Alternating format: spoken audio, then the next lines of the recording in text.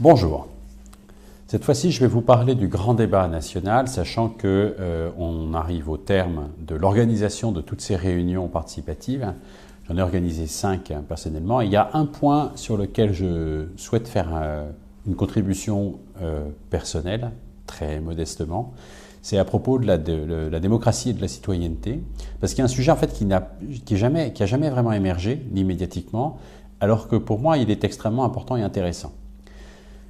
À propos de la démocratie et de la citoyenneté, il a été beaucoup critiqué le fait que la Ve République déséquilibre l'exercice du pouvoir, c'est-à-dire qu'elle en confie énormément au président de la République lorsqu'il a une majorité qui lui est acquise au Parlement.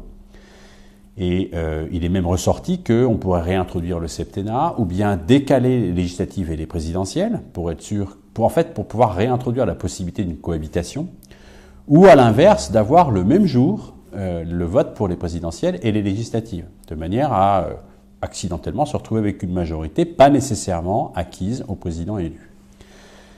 Le problème, c'est que pour moi, c'est quelque chose qui va à l'encontre de la logique de la Ve République, qui est un régime présidentiel.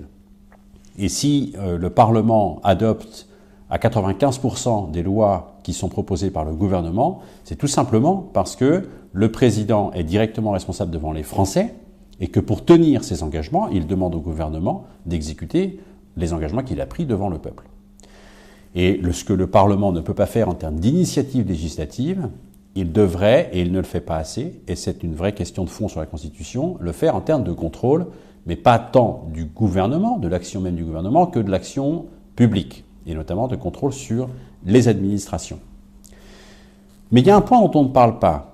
On parle septennat, législatif, présidentiel, proportionnel, bien sûr, qui pose d'autres questions. Il y a un point dont on ne parle pas, c'est le scrutin. On a un scrutin uninominal à 2 tours. On a aussi des scrutins de liste. Par exemple, les européennes, ça va être un scrutin de liste. Et on parle de proportionnel. Le scrutin uninominal est majoritaire, il pourrait devenir un petit peu à la proportionnelle en y introduisant, par exemple, un scrutin de liste législative. Ce qui complique beaucoup de choses, mais il y a quelque chose dont on ne parle jamais, c'est qu'il y a d'autres scrutins possibles. Il y a eu des recherches là-dessus. Par exemple, des scrutins qui permettent sur, mettons, 10 candidats au présidentiel, de ne pas se prononcer sur seulement un candidat, mais de classer les 10. C'est un scrutin qu'on appelle le vote par note, ou bien par approbation, c'est-à-dire de pouvoir rejeter des candidats et en approuver d'autres.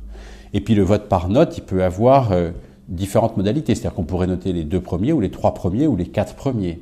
Et les résultats, d'ailleurs, ne sont pas les mêmes. Mais au moins, ça représente plus finement les avis des électeurs. Parce qu'en tant qu'électeur, on n'a jamais qu'un seul avis. On n'a jamais un seul choix binaire, ce sera tout lui et aucun des autres. C'est jamais à ce point-là.